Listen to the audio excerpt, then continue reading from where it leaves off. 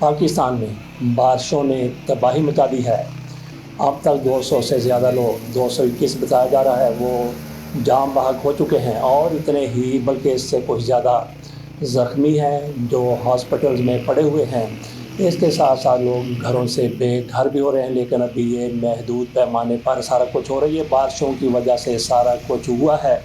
ہماری حکومتیں پورا سال سوئی رہتی ہیں، جب ایسی کوئی بارش ہو جاتی ہے، برسات ہو جاتی ہے یا سیلاب آ جاتا ہے تو پھر ان کو جاگ آتی ہے، لیکن انتظامات ایسے نہیں ہوتے کہ تباہی سے بچا جا سکے۔ ایک کرنل صاحب سیٹلڈ ایریا ہے اسلام آباد کا، سیٹل نہیں بلکہ پلانڈ شہر ہے، باقاعدہ منصوبہ بندی سے شہر بنایا گیا۔ وہاں پہ ایک کرنل صاحب اپنی بیٹی سمیت ڈوب گئے، 36 گھنٹے ہو چکے ہیں، ان کی لاش مل سکی ہے دونوں کی، نہ ہی گاڑی کا کوئی اتا پتہ چل سکا ہے۔ اس پر بعد میں بات کرتے ہیں۔ پاکستان میں جس طرح سے بارش ہو رہی ہے، دیکھ لیجئے لاہور کی یہ صورتحال ہے، اس پر بعد میں بات کرتے ہیں کرنل صاحب کی بیٹی اور وہ کیسے ڈوب گئے۔ سب سے پہلے بات کر لیتے ہیں سزاؤں کے حوالے سے۔ یہ سزائیں ہیں جو تحریک انصاف کے لیڈروں کو، ان کے کارکنوں کو سنائی گئی ہیں، ان کے دہشت گردوں کو 9 مئی کے حوالے سے سزائیں سنائی گئی ہیں، اور آپ سن کر حیران ہوں گے کہ یاسمین راشد سمیت 79 لوگوں کو 790 سال قید با مشقت کی سزا سنائی گئی ہے۔ ایک تو سرگودا کی عدالت کی طرف سے یہ سزا سنائی گئی ہے، وہی عدالت جس میں محمد عباس تھے، اور ان کو کیسے وہاں سے اٹھایا گیا، نکالا گیا، ان کی عدالت پر فائرنگ کی گئی، ان کی جگہ دوسرے جج صاحب آئے۔ بہرحال جو بھی جج صاحب آئے، نعیم شیخ ان کا نام ہے، جو بھی نام ہے اس کی طرف جانے کی ضرورت نہیں ہے، بلکہ کوئی بھی جج ہوتا اس کو پتا ہے کہ میرے بچوں کا کیا ہوگا، میرا کیا ہوگا، میرے رشتہ داروں کا کیا ہوگا، میرے میٹرز کے ساتھ کیا ہوگا، میری فیملی کے ساتھ کیا ہوگا۔ تو یہی فیصلہ آنا تھا سرگودا کی عدالت کی طرف سے۔ وہاں پہ 70 لوگوں کو سزائے با مشقت 10 سال سب کو سنائی گئی۔ اسی طرح سے 9 کو لاہور میں جیل کے اندر سزا سنائی گئی، اور یہ رات کے منگل کو 10:30 بجے سزا سنائی گئی تھی۔ آپ کے سامنے مکمل تفصیل رکھ دیتے ہیں جو ایک خبر میں بیان کی گئی ہے۔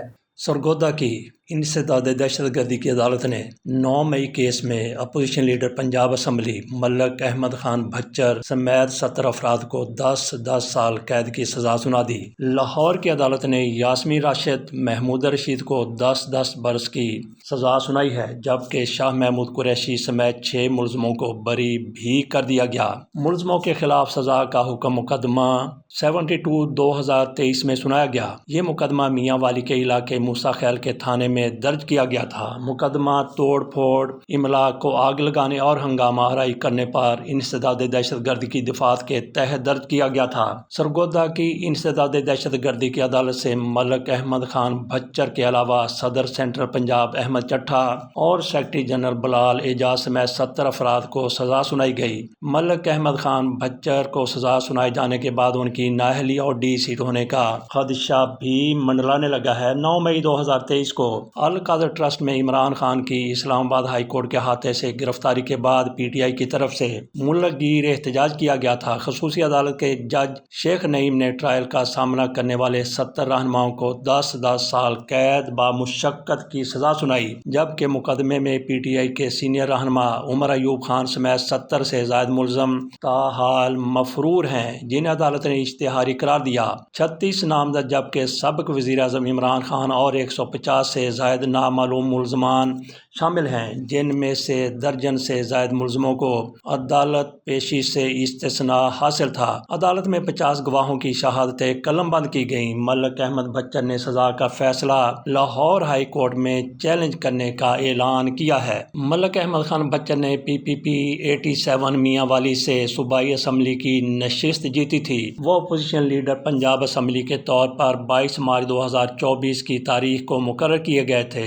آگے چلتے ہیں لاہور کی عدالت میں انسداد دہشت گردی۔ لاہور کی عدالت نے 9 مئی کے مقدمے میں شاہ محمود قریشی سمیت 6 ملزموں کو بری کر دیا۔ یہاں پہ سوال ہے، کیا شاہ محمود قریشی آج رہا ہو جائیں گے؟ بری ہو چکے ہیں، لیکن اس کا امکان بہت کم ہے، نہ ہونے کے برابر ہے۔ ڈاکٹر یاسمین راشد، میاں محمود رشید سمیت عمر سرفراز چیمہ، اعجاز چودھری، عظیم پاہٹ شامل ہیں، جنہیں عدالت نے 10 سال قید کی سزا سنائی۔ خالد قیوم، ریاض حسن اور علی حسن کو بھی سزا سنائی گئی۔ تو یہ آپ نے سن لیا کس طرح سے سزائیں سنائی گئی ہیں۔ تو شاہ محمود قریشی کو کیا رہا کر دیا جائے گا؟ یہ ہم نے سوال آپ کے سامنے رکھ دیا ہے پہلے ہی۔ ایک طرف پاکستان میں اس طرح کی سزائیں سنائی جا رہی، 790 سال قید کی بامشقت کی سزا سرگودا کی عدالت کی طرف سے تو باقاعدہ بامشقت کہا گیا ہے، لاہور کی عدالت کی طرف سے ایسا کہا نہیں گیا، لیکن سمجھا یہی جاتا ہے۔ ایک طرف یہاں پہ یہ سزائیں اور دوسری طرف انڈیا میں 2006 میں ممبئی ٹرین میں دھماکے ہوئے تھے، 60 ٹرینوں میں ایک وقت میں دھماکے ہوئے تھے جس میں 179 لوگ مارے گئے تھے جبکہ 800 سے زیادہ زخمی ہوئے تھے۔ اس حوالے سے اب یہ فیصلہ ہے، سارے کے سارے ملزموں کو بری کر دیا گیا۔ یہ 12 ملزم تھے، ان میں سے 5 کو سزائے موت سنائی گئی تھی جبکہ 7 کو عمر قید کی سزا سنائی گئی تھی۔ معاملہ ہائی کورٹ کے سامنے گیا، 2 رکنی بینچ تھا تو اس کی طرف سے خصوصی عدالت کے فیصلے کو مسترد کر دیا گیا۔ ایک بندہ جیل میں ہوتے ہوئے مارا جا چکا ہے۔ مارا جا چکا مطلب یہ ہے کہ اس کی قدرتی موت ہو گئی کورونا کے باعث، وہ 2021 میں مر گیا تھا۔ باقیوں کو انڈین ہائی کورٹ کی طرف سے رہا کرنے کا حکم دے دیا گیا ہے، اور یہ سارے کے سارے ملزمان جن کو سزائیں سنائی گئی تھی، کڑی سزائیں سنائی گئی تھی، سارے کے سارے مسلمان تھے۔ ایک طرف وہاں پہ ایسا گو کہ انصاف بڑی تاخیر سے ہوا ہے لیکن ان کو انصاف مل گیا، ان کو رہائی مل گئی، اور یہاں پہ دیکھتے ہیں کہ کب ان کو انصاف ملتا ہے۔ 790 سال سزا بھگتنے والوں کو ایک ایک کی سزا 10 سال بامشقت اور ان کو ملا لیا جائے تو 790 سال کی قید بنتی ہے۔ چلتے ہیں ابھی اسلام آباد میں، وہاں پہ کیا کچھ ہو گیا۔ سیٹلڈ ایریا ہے، سیٹلڈ نہیں بلکہ پلان شہر ہے۔ لاہور شہر پلاننگ کے تحت نہیں بنا تھا، یہ بڑھتا چلا گیا۔ باقی شہر بھی ایسے ہیں، راولپنڈی ایسا ہے، ملتان ایسا ہے، کراچی ایسا ہے۔ کبھی یہ ہو سکتا ہے کہ پلاننگ کے تحت بنے ہوں اور اس کے بعد پھر بغیر منصوبہ بندی کے یہ بڑھتے چلے گئے۔ اسلام آباد باقاعدہ ایک پلاننگ کے تحت بنا تھا اور وہاں پہ ڈی ایچ اے اور بحریہ ٹاؤن، اس سے زیادہ پلاننگ کسی کی کیا ہو سکتی ہے، لیکن وہاں بھی ایک گاڑی ڈوب گئی۔ یہ بھی تفصیل آپ کے سامنے مکمل ہم رکھ دیتے ہیں کہ کرنل صاحب کیسے ڈوبے۔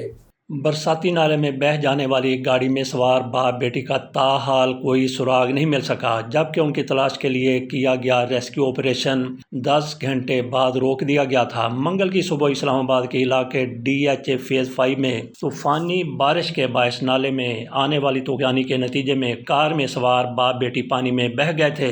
ان کی تلاش کے لیے بڑے پیمانے پر ریسکیو آپریشن شروع کیا گیا تھا جس میں ہیلی کاپٹر کی مدد بھی لی گئی تھی، تاہم ریسکیو ٹیموں نے 10 گھنٹے سے زائد آپریشن جاری رکھنے کے بعد کہا کہ اندھیرے اور پانی کے بہاؤ کی وجہ سے مزید تلاش جاری نہیں رکھی جا سکتی۔ اس سرچ آپریشن میں راولپنڈی اور اسلام آباد ریسکیو پولیس اور نیوی کے غوطہ خوروں نے بھی حصہ لیا۔ آپریشن کے دوران ہمک میں ڈوبنے والے نوجوان حامد شاہ کی لاش کو دریا سے نکال لیا گیا۔ یہ لاش دریائے سوا میں بہہ گئی تھی جبکہ گاڑی سمیت پانی میں بہہ جانے والے باپ بیٹی سے متعلق کچھ پتہ نہیں چل سکا۔ منگل کی صبح جب 62 سالہ کرنل ریٹائرڈ اسحاق قاضی اپنی 25 سالہ بیٹی کے ساتھ گھر سے روانہ ہوئے تو موسلادھار بارش اور نالے کی طغیانی کے باعث ان کی گاڑی پانی کی لپیٹ میں آ گئی۔ Housing society D H A کی جانب سے میڈیا کو جاری کی جانے والی معلومات کے مطابق منگل کی صبح 8:15 بجے 22 نمبر گلی سے کرنل اسحاق اپنی بیٹی کو گیٹ پر چھوڑنے جا رہے تھے۔ حکام کے مطابق جیسے ہی گاڑی باہر نکلی تو تنبیہ کی گئی کہ کلاؤڈ برسٹ ہے اور پانی کا بہاؤ تیز ہے۔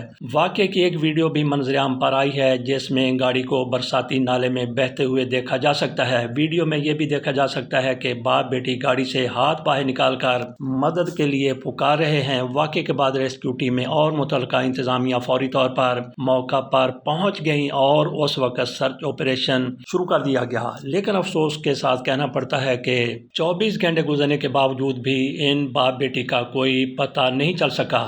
کہا جاتا ہے کہ 62 سالہ کرنل ریٹائرڈ اسحاق قاضی اپنی 25 سالہ بیٹی کے ہمراہ کہیں جا رہے تھے کہ اس دوران ان کی گاڑی برساتی نالے کی زد میں آ گئی اور نالے میں بہہ گئی۔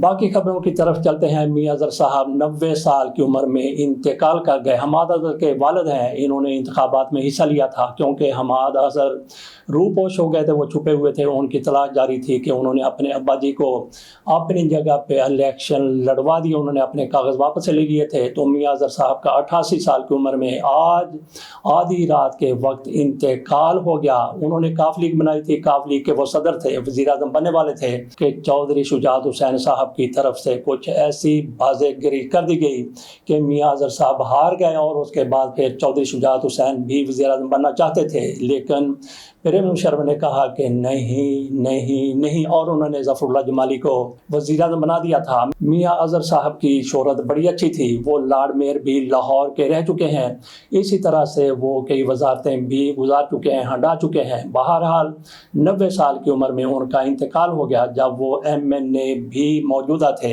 اللہ تعالیٰ ان کو غریق رحمت کرے۔ مریم نواز شریف صاحبہ پہلے جہاں بھی جاتی تھی، کوئی افتتاح کرنا ہوتا تھا یا پریڈ کی سلامی لینی ہوتی تھی، رینجر کی سلامی لینے کے لیے گئیں تو رینجر کی یونیفارم پہن لی، پولیس والوں کے پاس گئیں تو پولیس والوں کی یونیفارم پہن لی، لیکن آج یہ دیکھا گیا ہے کہ انہوں نے ایک سلامی لی ہے، لیکن مریم نواز شریف صاحبہ بغیر وردی کے سلامی لیتی ہوئی نظر آ رہی ہیں۔ مولانا فضل الرحمان کو چٹ چھوڑوں کے خواب آنے لگے ہیں۔ مولانا فضل الرحمان اور دوسری مذہبی جماعتوں نے جس طرح سے MMA بنائی تھی، پرویز مشرف کے دور میں انہیں خیبر پختونخوا کی حکومت مل گئی تھی، تو مولانا فضل الرحمان کی طرف سے گو کہ یہ اس کے سربراہ نہیں تھے، جماعت اسلامی والے اس کے سربراہ تھے، مولانا صاحب کی طرف سے دھونس کے ساتھ وہاں پہ خیبر پختونخوا میں اپنا وزیر اعلیٰ اکرم درانی کو بنایا گیا تھا۔ اب ان کی طرف سے خواب دیکھے جا رہے ہیں، کہہ رہے ہیں کہ MMA کو پھر بحال کر دیا جائے، MMA بحال ہو جائے گی، لیکن مولانا شاہ احمد نورانی کہاں سے آئیں گے، ساجد میر صاحب کہاں سے آئیں گے؟ تو اس طرح سے دیگر بھی کئی لیڈر ہیں جو اس دنیا سے جا چکے ہیں۔ بہرحال مولانا فضل الرحمان کو پھر ریاست آئی ہے،